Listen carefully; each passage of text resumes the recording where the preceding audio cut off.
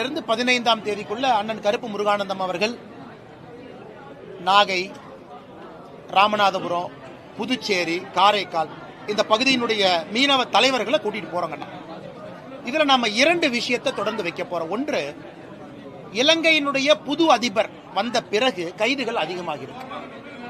நீங்க மன்னார் பக்கம் போறீங்க, இந்த பக்கம் போனா பிடிக்கிறாங்க. கன்னியாகுமரி பக்கம் போறனாலும் இன்டர்நேஷனல் பார்டர் பக்கம் போனா பிடிக்கிறாங்க. அதுவும் கடுமையான அங்க பெயில் கண்டிஷனை கடுமை பண்ணிருக்காங்க. இதை ரொம்ப ஆக்ரோஷமாக பாரதிய ஜனதா கட்சி சார்பாக நான் ஒரு கடிதமே எழுதினேன்.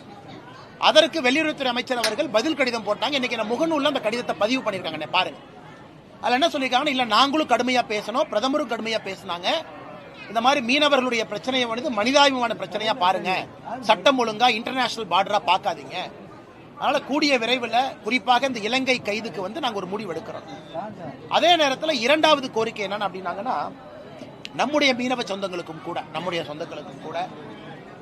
நாம இன்னைக்கு மீனவர்கள் நல்லவங்க, அவங்க மேல தப்பு இல்லை, பாவம் நல்லபடியா போயிட்டு வர்றாங்க. சில சமூக விரோதிகள் மீனவர்கள் போர்வையில கடத்தல் பண்றாங்க, அதை கோஸ்ட் கார்டு பிடிக்கிறாங்க. அதையும் நாம இல்லைன்னு மறுக்க முடியாதுங்கண்ணே.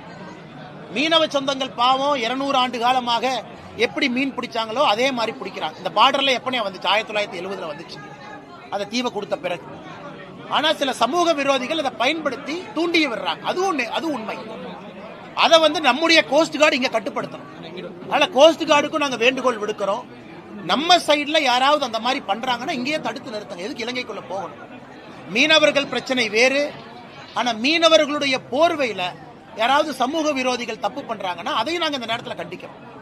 அதே நேரத்தில் கடந்த முறை மீனவர்கள் மீது துப்பாக்கி சூடு நடந்ததை பத்தி நம்ம பேசணும். அதற்கு வெளியுறவுத்துறை அமைச்சர் என்ற கடிதத்தில் பதில் சொல்லியிருக்கிறாங்க. இலங்கையினுடைய வைஸ் அட்மிரல் அவங்க பதில் கொடுத்திருக்கிறாங்க. அது ஆக்சிடென்டல் டிஸ்சார்ஜ் ஆஃப் வெப்பன், அதாவது வேண்டுமென்றே நாங்க சுடல சார். கவர்னர் சார் வந்துட்டாங்களா? அண்ணே கவர்னர் சார் வந்துட்டாங்க, டக்குனு முடிச்சுக்கலாங்க. வேண்டுமென்றே நாங்க அவர் சுடல, துறை ரீதியான நடவடிக்கையை நாங்க எடுத்திருக்கோம். Accidental discharge of weapon. So எல்லா விஷயத்தையும் கம்பீரமா நாங்க எடுத்திருக்கோங்கன்னா, எந்த கட்சியையும் விட பாரதிய ஜனதா கட்சி தான் முடிவுக்கு கொண்டு வர வேண்டும் என்று நாங்கள் துடித்துக் கொண்டிருக்கிறோம். நல்ல கேள்வினா. இன்னைக்கு அந்த கடிதம் சமூக வலைதளத்தில் பதிவுல பாத்தீங்கன்னா அமைச்சர் சொல்லியிருப்பாங்க, கடைசியா ஜாயிண்ட் ஒர்க்கிங் குரூப் இந்தியா இலங்கை இங்க